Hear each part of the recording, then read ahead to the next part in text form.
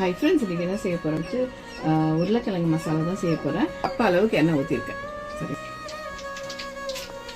கடுகு, கொஞ்சம், அப்புறம் வெங்காயம்,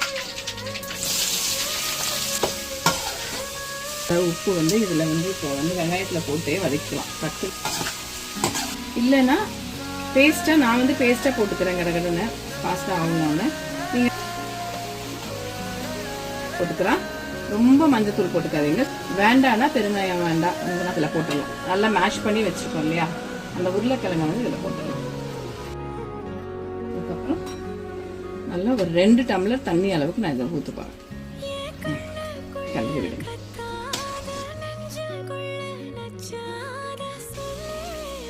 இப்போ நல்லா கொதி வந்துருச்சு. மசாலாவையும் அந்த கிழங்கும் பாருங்கள் எப்படி பிளெண்ட் ஆகி வந்திருக்குன்னு.